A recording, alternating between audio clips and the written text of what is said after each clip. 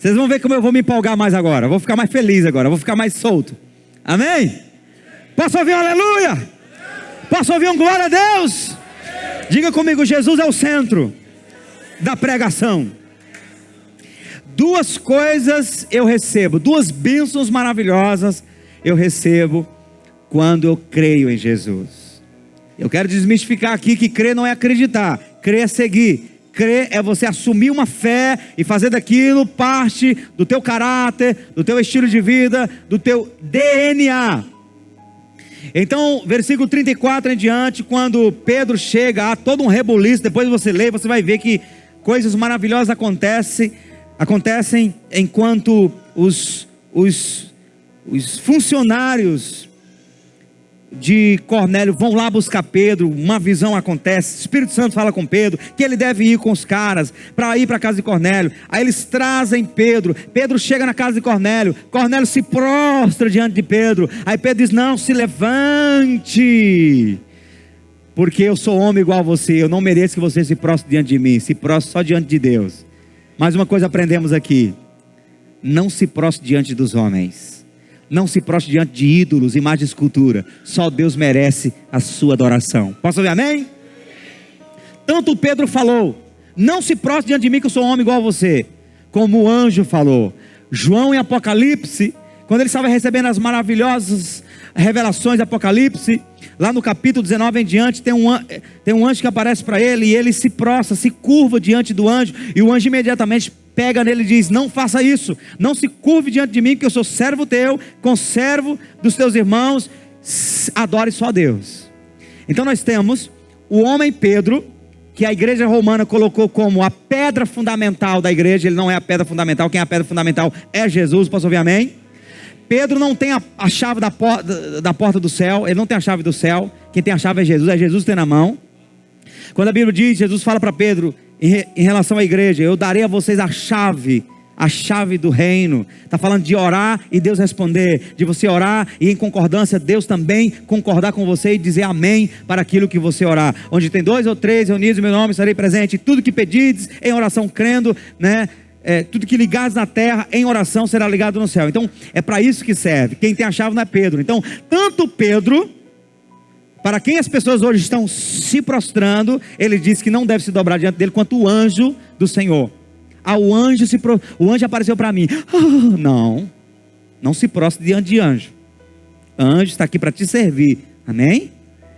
Anjo, pode ter aqui 1 milhão de anjos, eles não merecem adoração.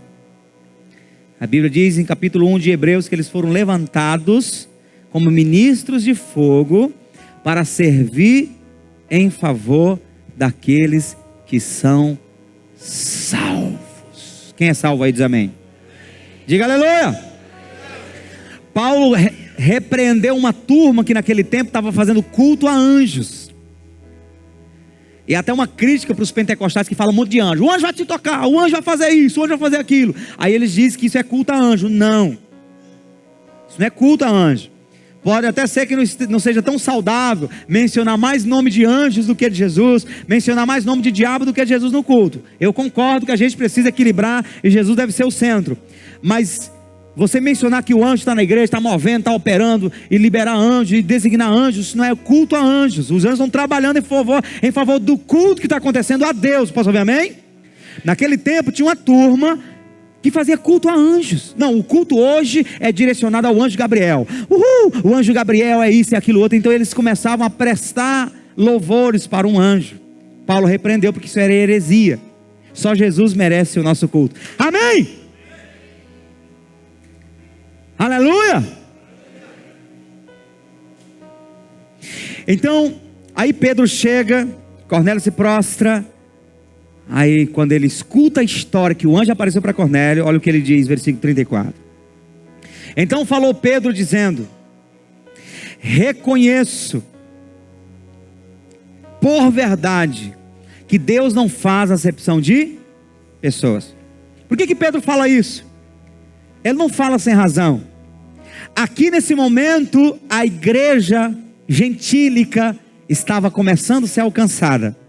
Nesse momento, aqui é o primeiro momento em que o povo que não é judeu começa a ser alcançado pelo Evangelho. Quando Pedro recebeu a visão viu um manto, aí vinha vários animais que na lei dizia que não era para comer. Aí ele escuta uma voz dizendo: Pedro, mata e come.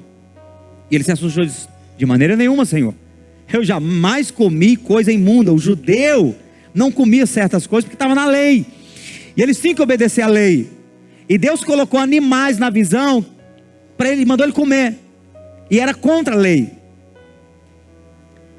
E quando ele disse: Senhor, não vou comer jamais, e Deus disse para ele: não diga que é imundo aquilo que eu purifiquei. Isso aconteceu durante 3 vezes, porque geralmente as coisas assim para confirmação acontecem 3 vezes, porque é em nome do Pai, do Filho e do Espírito Santo. É o testemunho da Trindade aí.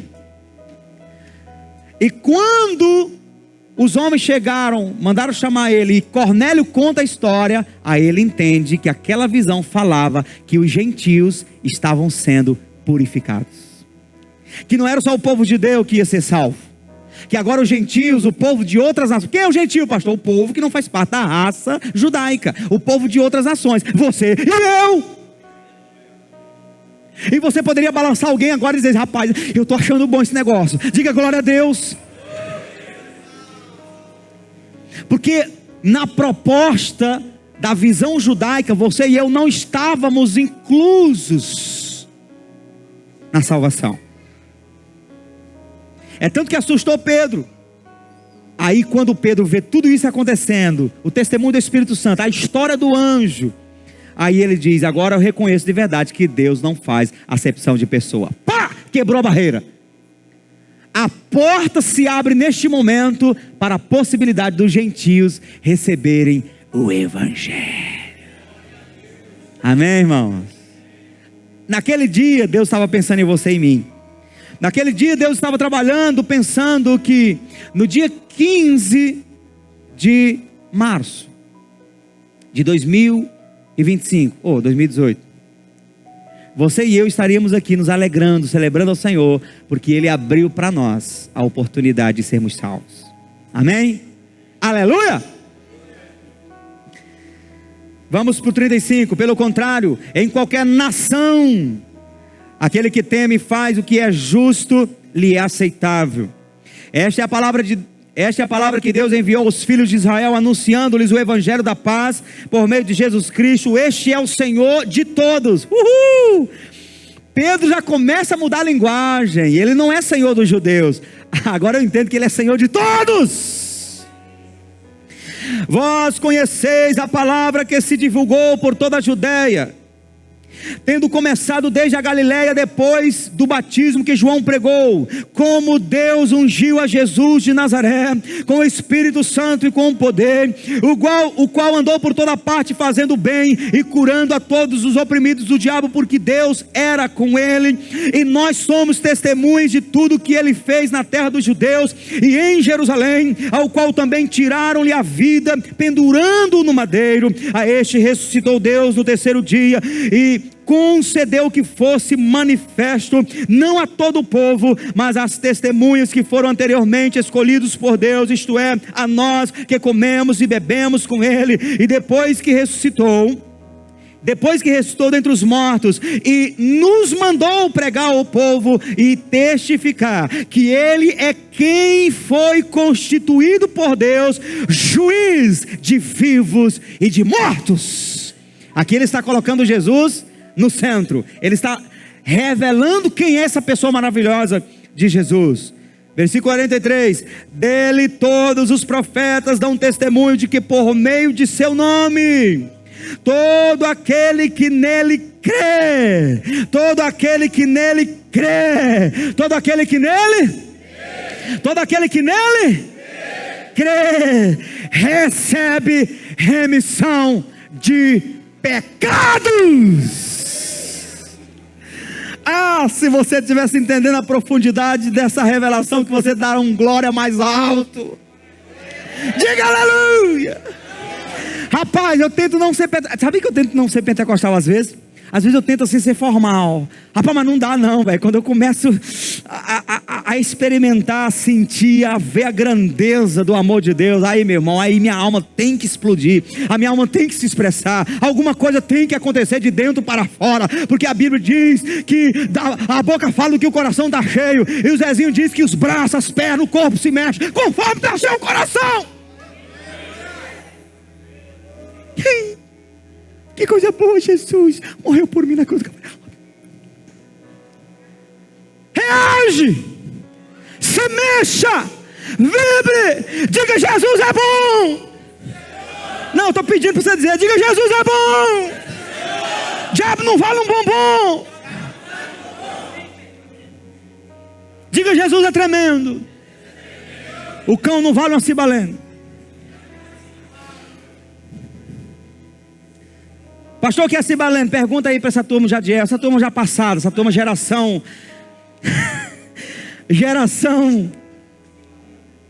da terceira idade.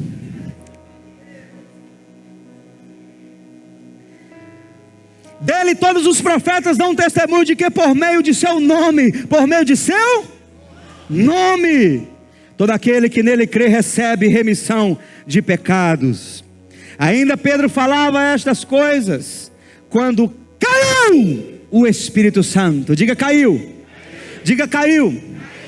Quando a gente ora aqui, Espírito Santo cai neste lugar, Senhor, derrama teu Espírito Santo neste lugar. Aí você fica assim: mas ele não já está dentro? Como é que ele cai e já está dentro? A Bíblia diz que ele aqui, ó. E eu estou sonhando com este momento. Vai ter um dia, e você vai testemunhar disso. Vai ter um dia em que nós vamos estar aqui, me batiza com fogo, e de repente parece que o telhado caiu sobre nossa cabeça. A glória vai descer, irmão. Eu não vou ficar aqui. Bora, fala em línguas. Fala em língua, irmão. Quando cair, você imediatamente, até aquele mais seco, mais cético, mais incrédulo, até aquele que achava feio os outros falarem em língua, vai começar: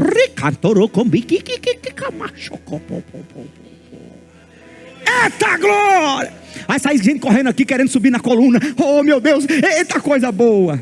Porque cada um reage conforme a sua natureza. Quando eu vejo minha esposa recebendo o Espírito Santo, ela vai... Quando eu recebo o Espírito Santo, cada um tem uma maneira de receber. O que importa é que quando ele cair, meu irmão, nós vamos ter que colocar grade de ferro naqueles vidros ali, para ver se gente não vai sair daqui mergulhando, achando que não está vendo um rio lá do outro lado do vidro. Queira isso, deseje isso.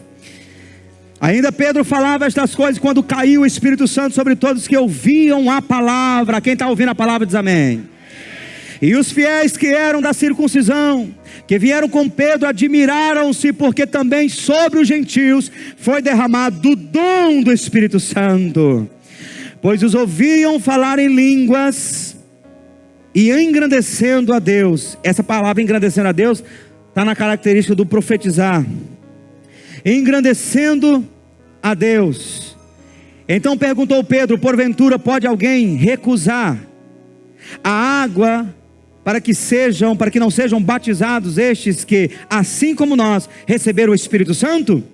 E ordenou que fossem batizados em nome de Jesus Cristo. Então lhes pediram que permanecesse com eles por alguns dias. Isso foi o que aconteceu na casa de Cornélio. Amém? Eu ainda teria tempo para pregar? Teria, só que não. Duas coisas acontecem quando você crê em Jesus. A primeira delas é que você recebe perdão dos seus pecados. Quando eu decido crer em Jesus, irmão, isso é tão maravilhoso, porque todos nós nascemos, biologicamente falando e naturalmente, nascemos destinados a ir para o inferno por causa do pecado, não somente do pecado que praticamos, mas do pecado que nós herdamos de Adão e Eva. Todos nós já nascemos destinados. A Bíblia diz que todos pecaram e separados, destituídos foram da glória de Deus. Se alguém não tem a glória de Deus, ele está destinado ao inferno, porque o salário do pecado é a morte.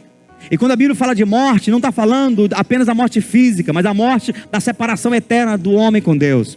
Quando eu recebo Jesus como meu Senhor e Salvador, sabe o que acontece? Eu recebo o perdão dos meus pecados. Os pecados que me destinavam, me apontavam para o inferno, os pecados que estavam me destinando ao lago de fogo, agora eu não mais sou culpado deles. Eu não mais carrego esses pecados sobre a minha vida. Esses pecados que eram um peso nas minhas costas, que eram um fardo nas minhas costas, que dizia de alguma maneira que eu não... Se eu morresse agora, eu não saberia quem iria me receber do outro lado. Esse pecado que tirava de mim a certeza de salvação. Quando você pergunta para um crente genuíno e verdadeiro se ele é salvo, ele não vai ter dificuldade, sabe, de declarar: eu sou salvo. E por que ele diz que é salvo? Porque tem um testemunho no interior. O Espírito Santo testifica com o nosso espírito, dizendo que agora somos salvos. E a gente não diz que é salvo baseado no mérito pessoal, baseado na santidade própria. A gente diz que é salvo porque nós nascemos de novo, recebemos Jesus como nosso Senhor e Salvador.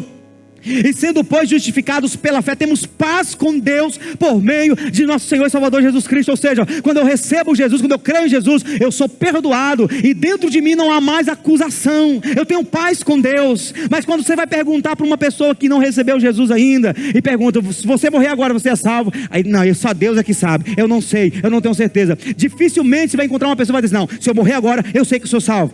E quando uma pessoa vai dizer que é salvo, ela diz que é salvo baseado numa premissa errada. Eu sou salvo porque Deus sabe que eu sou uma pessoa boa. Então ela já diz da maneira errada. Ninguém é salvo porque é bom. Ninguém é salvo por ser bom. Ninguém é salvo por ser bom. A Bíblia diz que nós somos salvos não é pelas obras, mas é pela fé em Cristo Jesus. Então quando você vai encontrar um louco que diz: eu sou salvo, geralmente vai basear nas obras. Nunca matou, nunca roubou, nunca fumou. Então ela realmente não sabe nem do que está falando. Mas quem tem um mínimo de consciência vai dizer: não, eu sei quem eu sou, eu não sei se eu sou salvo. Eu acredito que Deus vai ter misericórdia de mim, ou que eu vou passar pelo purgatório, e quando eu pagar pelos meus pecados, que forem purgados os meus pecados, eu vou para o céu. Maneira errada de pensar, porque não conhece a palavra de Deus. Mas quando você chega para um cristão genuíno, verdadeiro, que entendeu o que aconteceu, entregou a vida para Jesus, se batizou nas águas, com consciência, né, com entendimento, aí você pergunta: você é salvo? Apesar de tudo eu sou salvo. Aquele que crê e for batizado será salvo. Eu criei, fui batizado, eu vou para onde? Eu vou para o céu, aleluia. Posso ouvir amém? Posso ouvir um glória a Deus? E eu quero desmistificar essa questão, porque algumas pessoas chegam para mim: pastor, esse negócio de estar dizendo que a gente perde a salvação, será que não quebra um pouco da questão da graça, tal, papapi, parapapá? Eu quero desmistificar uma coisa aqui. Quando eu falo que um cristão perde a salvação, que um cristão compromete a salvação, quando é que um cristão, ele compromete a sua salvação? Quando ele vive na iniquidade. E o que é iniquidade, pastor? Iniquidade não é pecado. Iniquidade é quando você assume um pecado na sua vida como estilo de vida. A Bíblia diz que todos pecamos, todos somos pecadores. Não há ninguém santo, não há ninguém justo. A todo momento somos dependentes do Senhor Jesus.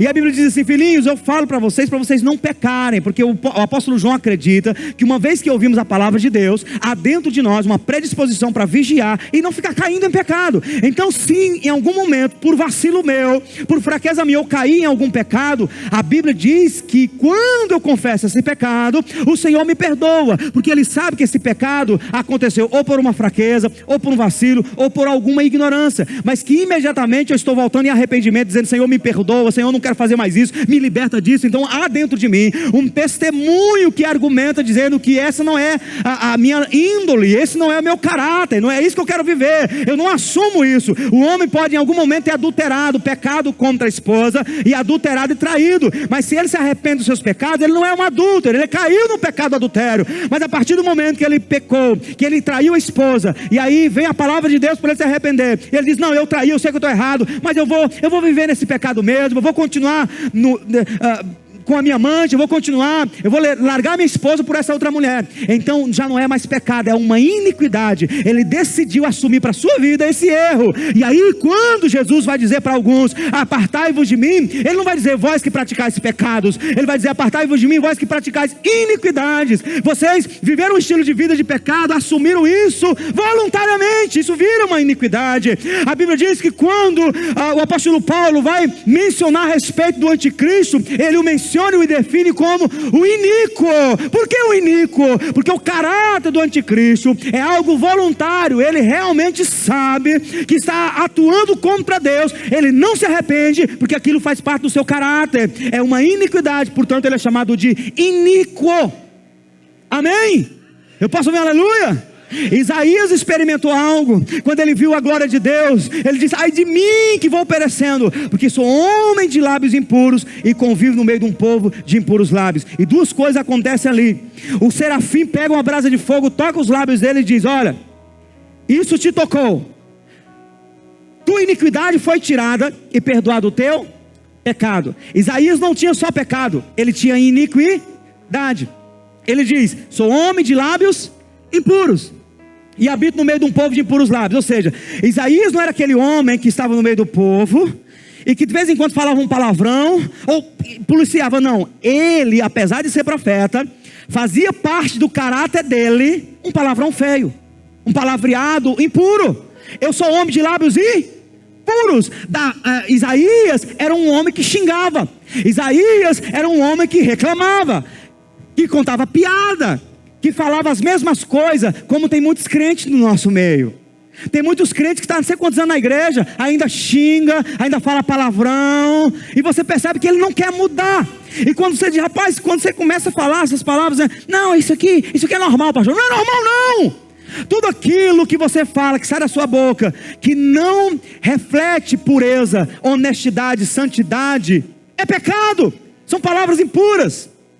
Toda palavra que vai insinuar órgãos genitais das pessoas, toda palavra que vai insinuar alguma coisa pejorativa das outras pessoas, são palavras impuras. Toda palavra que se refere a sexo, são palavras impuras. E você precisa se purificar. Não fale nada que o diabo possa tomar como argumento contra você. Eu posso ouvir amém? Isaías tinha aquilo como estilo de vida. Só que quando ele vê a glória de Deus, ele diz: ai de mim. Nesse momento ele se arrepende até da iniquidade. Ai de mim, ele reconhece: eu sou um homem de lábios impuros, eu vivo na iniquidade, eu preciso abrir mão disso. Há uma chance para aqueles que assumiram uma vida de iniquidade, aqueles que já realmente se entregaram. E que essa palavra hoje, eu não conheço todo mundo que está aqui, não sei da história de todo mundo, mas essa palavra alcança você, alcança os que estão no rádio, alcança os que estão no Facebook, os que vão para o YouTube. Essa palavra vai alcançar muita gente. E eu digo sem medo de errar: se você está vivendo uma vida errada, se você trocou sua esposa por outra, está vivendo um adultério, em nome de Jesus, abra mão do adultério, sai daí e volta para o seu casamento. Eu posso ouvir amém? Não viva a iniquidade, não viva a iniquidade, não viva a iniquidade em nome de Jesus. Se você está vivendo alguma situação na sua vida que você sabe que é iniquidade, eu estou aqui, eu estou fazendo um erro, mas eu sei que amanhã eu vou ter que fazer esse erro de novo. Abra a mão: pastor, mas eu não tenho como, está difícil. Ore a Deus, faça pelo menos Deus perceber que você quer mudar, e Ele vai te dar caminhos, Ele vai te revelar situações, Ele vai te mostrar portas, e mais cedo ou mais tarde você vai poder levantar as mãos para o céu, sem ira, sem contenda e sem acusação, e dizer: louvado seja Deus, porque o fogo me tocou, e eu não fui apenas perdoado do meu pecado, mas o Senhor tirou a minha iniquidade. Pecado Deus perdoa, iniquidade é necessário ser tirado. O anjo disse: o teu pecado foi perdoado e tirado foi tua iniquidade. Tem que ser tirado. Deus não perdoa uma iniquidade que você continua nela. Deus diz que você tem que deixar a iniquidade. Abra mão da iniquidade. Isso é arrependimento. Arrependimento é a mudança de vida. Arrependimento não é remorso, não é choro, não é você eu reconheço que estou errado. Não. É você reconhecer que está errado e não vou fazer mais isso. E nessa geração do século 21 eu vou te dizer, presta atenção: as pessoas não estão muito dispostas a abrir mão de coisas por causa do evangelho. Não, Deus vai ter que entender que essa situação. Nós precisamos pregar o evangelho onde as pessoas ainda estão se arrependendo dos seus pecados, ainda estão chegando para a esposa e dizendo: mulher, eu errei. E eu estou falando principalmente com pessoas que foram pivô do erro. Porque tem toda uma situação. Quando a mulher, por exemplo, trai você, você tentou perdoar, não mudou, foi obstinação. A Bíblia diz, biblicamente, você tem direito de se divorciar. Não teve perdão, não teve mudança, você está livre. Eu não estou falando disso. Eu estou falando de você abrir mão do seu casamento por nada, por outros motivos. Ou você ter sido o pivô, foi eu que traí. Tem gente que chega assim, pastor, me abençoa. Eu quero a bênção porque eu perdi meu casamento. Eu quero a bênção porque eu já estou com outra mulher, né? Eu quero casar e tal. Como é que foi que tu perdeu o casamento? Não, eu traí minha esposa uma vez, 2 vezes, até que ela não aguentou e foi embora. Caba safado! Caba safado! Safado! Se arrepende e volta para tua mulher. Ou não? Vocês estão rindo por quê? Tem que se arrepender dos pecados. O evangelho é o mesmo de ontem, de hoje e de eternamente. Amém, meus irmãos? Você precisa garantir para você mesmo de que Deus não está lutando contra você. Deus está lutando em teu favor. Deus é por você quando você se arrepende. Aleluia. Quando eu me arrependo e eu passo a crer em Jesus, Ele perdoa os meus pecados. E eu te digo que não há bênção maior do que você andar livre diante de Deus. Temos paz com Deus por meio do nosso Senhor Jesus Cristo. Você vai orar e você se sente em paz. Alguém aponta o dedo para você e você tem a consciência limpa. Por quê? Porque diante de Deus você está bem. Você se sente perdoado. Não há mais acusação. Não há mais apontar de dedo para você. E é para isso que serve o batismo. A Bíblia diz que no batismo o Senhor rasga a cédula de culpa que havia contra nós. Eu vivi um histórico totalmente errado no passado, mas quando eu creio em Jesus e me batizo, o mundo não pode mais me cobrar a respeito do meu passado, porque eu apaguei o meu passado. Eu sou nova criatura. 2 Coríntios 5,17. Assim que se alguém está em Cristo, nova criatura é. As coisas velhas já passaram. Eis que tudo se fez. Eis que tudo se fez novo. Diga, eu sou novinho em folha. Amém? Segunda bênção maravilhosa que eu recebo quando eu creio em Jesus.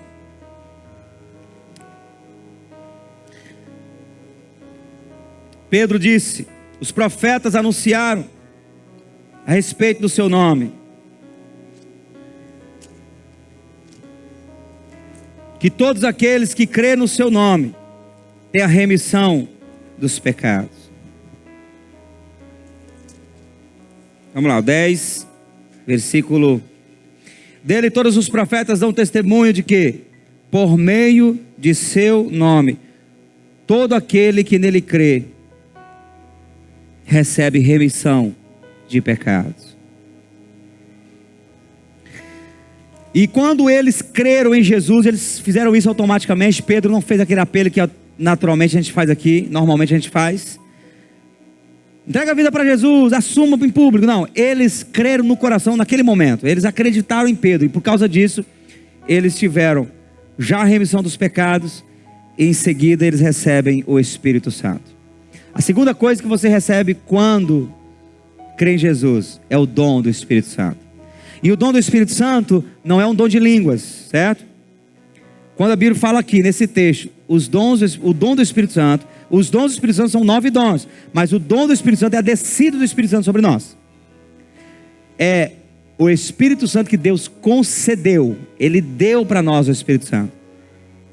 Ainda Pedro falava estas coisas quando caiu o Espírito Santo sobre todos os que ouviam a palavra, e os fiéis que eram da circuncisão, que vieram com Pedro, admiraram porque também sobre os gentios foi derramado o dom do Espírito Santo, que é quando ele vem e batiza você. Presta atenção. Jesus falou para os discípulos: não saia por todo lugar pregando, fiquem na cidade até que do alto sejam revestidos de poder. Por quê? João batizou para o arrependimento, mas logo vocês vão ser batizados com o Espírito Santo. No dia de Pentecostes, quando o Espírito Santo desceu sobre os discípulos, Pedro levanta e fala: essa promessa não é só para nós. Isso é o que profetizou Joel, dizendo que nos últimos dias, o Espírito Santo desceria sobre toda a carne. Quando ele termina de pregar e ele fala de Jesus que morreu por todo mundo, aí os judeus: e agora o que devemos fazer? Pedro diz: arrependei-vos e cada um de vós seja batizado para perdão dos pecados e recebereis o dom. Você vai perceber que no Novo Testamento os discípulos dão ênfase à descida do Espírito, a ser batizado com o Espírito Santo. Não existia esse negócio. Se converteu, ai que bom, você se converteu, agora vamos para os passos, aulinha, papapi, papá. Não, quando uma pessoa se convertia, a preocupação dos apóstolos era em ela receber o Espírito Santo. Os apóstolos sabiam que essa pessoa só conseguiria ficar firme se ela recebesse o Espírito Santo. A igreja que não dá ênfase ao Espírito Santo, que não busca o Espírito Santo, que não acredita no batismo com o Espírito Santo, ela não é uma igreja que pode... Ela não é uma igreja que pode se enquadrar na igreja de Atos dos Apóstolos. Durante muito tempo eu falei sobre, por exemplo, quando eu dava palestras sobre células. E a gente usava muito essa questão de que ser uma igreja de grupos pequenos, seja uma igreja de célula, é voltar para um modelo da igreja primitiva. E eu usei isso por muito tempo. Depois eu fui entendendo na própria palavra que quando a igreja é uma igreja de célula, uma igreja de grupos pequenos, nós temos casas de oração. Quando uma igreja coloca a característica fundamental dela como uma igreja de grupos, usando a expressão para que ela seja igual à igreja de Atos, ela pode até parecer com a igreja de Atos, ela pode até dar uma aparência de igreja de Atos, mas não é isso que faz a igreja de hoje parecer com a igreja primitiva. Até mesmo porque os grupos pequenos foram criados naquele tempo não como uma estratégia de crescimento, mas como uma necessidade. As igrejas se reuniam nas casas, por quê? Porque os apóstolos e a igreja não tinham templo. Eles não tinham um templo como este. Eles cultuavam nas sinagogas quando os judeus concediam a eles. Então, por exemplo, eles se reuniam no sábado, quando os judeus naturalmente não tinham culto, aí eles usavam a sinagoga, era emprestado. Aí quando os sacerdotes, no capítulo 6 de Atos, começaram a obedecer à fé, eles passaram a ter mais liberdade na sinagoga, que não era deles. A sinagoga era do Estado. Aí, por isso a necessidade da igreja se reunir nas casas, ir para as casas. Vamos, agora, está errado uma igreja ter reunião nas casas? Não, tá, é maravilhoso, é uma possibilidade maior da gente pastorear, da gente ensinar e tudo, está maravilhoso, mas não é isso que caracteriza a igreja de hoje com a igreja de Atos. O que vai caracterizar a igreja de Atos, na nossa igreja, é o dom do Espírito Santo, é o batismo com o Espírito Santo, é o poder do Espírito Santo. Você vê? Você não vai ver em nenhum momento, quando a pessoa se convertia, o discípulo, agora encaminha para a célula, para casa tal. Não, a preocupação era, recebeu Jesus, vamos derramar sobre eles o Espírito Santo. Eles têm que ser cheios do Espírito Santo, eles precisam do Espírito Santo. Aí, uma vez com o Espírito Santo, estando na sinagoga, nas casas ou perseguidos nas ruas, eles nunca vão se desviar do Evangelho, vão se manter firmes. Então, o que nós perdemos como igreja do século 21? Nós queremos nos parecer com a igreja em questão de rotina, na questão física, mas não estamos priorizando a essência. A essência do cristianismo primitivo era receber Jesus como Senhor e Salvador da sua vida para perdão dos pecados e então receber o dom, que é um resultado natural de quem crê em Jesus. Quando Jesus vai dizer as suas últimas palavras em Marcos, ele vai dizer assim, ó: ide pregar o evangelho a toda criatura, quem crer e for batizado será salvo. Então a salvação é inerente a quem crê. Quem crê e for batizado será salvo. E estes sinais seguirão os que creem em meu nome, expulsarão demônios, falarão novas línguas. Do que Jesus está falando? Uma vez que você crê em mim, te prepare, vai receber o Espírito Santo. O que deveria ser natural, o que deveria ser normal para a igreja do século 21, e não é. Por que não é? Porque para viver a essência do cristianismo, nós precisamos renunciar àquilo que nós tomamos em nome de igreja. Quando assumimos certas coisas na nossa vida cristã em nome da fé, e perdemos a essência. Por exemplo, uma coisa que nós perdemos como igreja, e perdemos por causa justamente da ausência do Espírito Santo. Você vai chegar numa igreja, aí a pessoa entrega para aqui mesmo. Entreguei minha vida para Jesus.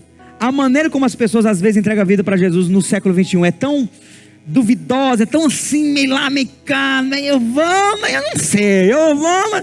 É tão assim que nós começamos a perder uma coisa. A pessoa entregou a vida para Jesus, bora, tem que fazer o passo 1, passo 2, passo 3. Tem igreja que passa 1 ano dando aula de batismo para depois batizar. Nós perdemos uma coisa que aconteceu na igreja primitiva. Se converteram aqui 100 pessoas. A conversão era tão tremenda, era tão pelo poder do Espírito Santo, que imediatamente eles batizavam.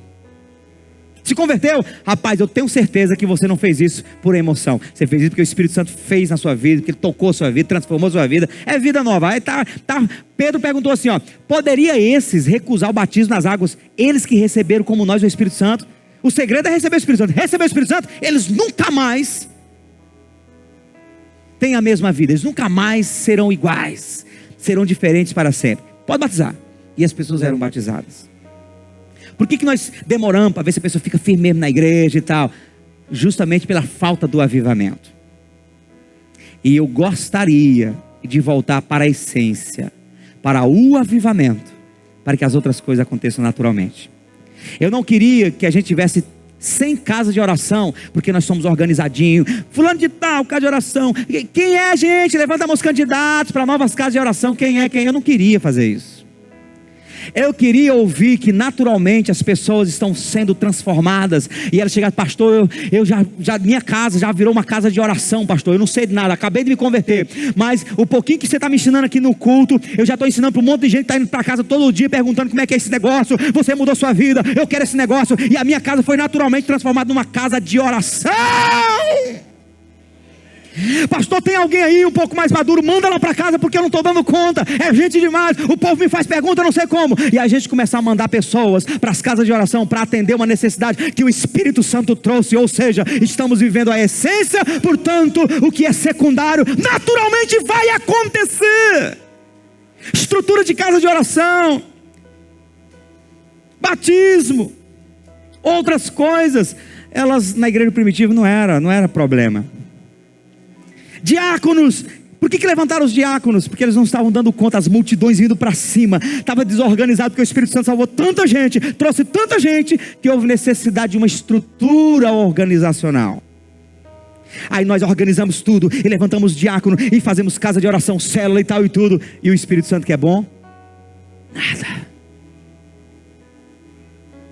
Então eu estou derramando o meu coração para a igreja. Eu quero que você tenha noção do que nós cremos. Você saiba para onde estamos indo. Nós queremos a essência. Nós queremos a essência. Por que eu quero um avivamento? Por que eu clamo por um avivamento? Porque no ambiente de avivamento, irmão, você vai estar 24 horas por dia consciente do perdão de Deus para a sua vida, consciente da graça salvadora. Então quando você for louvar o Senhor, você é intenso. Quando você for evangelizar, você vai com intensidade. Quando você, for orar, a tua oração vai ser de fé. Por quê? Porque está vivo dentro de você essa verdade que você foi perdoado, e você é grato por isso. E ninguém te segura, e você pega fogo mesmo. Por quê? Porque você não está vivendo uma teoria, você não está vivendo um sistema de igreja, você não está vivendo um movimento, você está vivendo um avivamento. E começa a pipocar para todo lado, Deus levantando gente. Pastor não levanta pastor, pastor facilita pastores, ajudam, mas quem levanta pastores é o Espírito Santo. Quem levanta o apóstolo é o Espírito Santo. Quem levanta o profeta é o Espírito Santo. Quem levanta o evangelista é o Espírito Santo. Quem levanta o mestre é o Espírito Santo. E os pastores vão olhando, vão identificando aqueles que o Espírito Santo está levantando, e a gente vai dando a autoridade para eles no nosso meio. No ambiente de avivamento é Deus que faz. Não porque o pastor não me dá oportunidade, porque o pastor não me ensina, porque o pastor... Vá para o ambiente, mergulhe, busque, se enche do Espírito Santo, e Ele vai começar a te usar poderosamente. E eu queria que a gente fizesse uma oração aqui agora, pedindo a Deus: me joga para a essência. Eu quero ser batizado com o Espírito Santo. Eu já recebi muita experiência com o Espírito Santo, irmão, mas todo dia eu peço, me batiza com o Espírito Santo e com fogo, ó Deus. Me batiza com o Espírito Santo e com fogo. Os discípulos receberam no dia de Pentecostes o batismo com o Espírito Santo. No capítulo 5 diz que eles estavam orando por causa da perseguição e veio um novo batismo. Eles foram cheios de novo. E foi mais violento do que no dia de Pentecostes, porque a Bíblia diz que houve um terremoto, estremeceu as paredes do lugar onde eles estavam. Já pensou? Você está aqui orando aqui, de repente o chão começa a tremer. E quando você vai falar, meu Deus, o que é isso? Você vai fazer,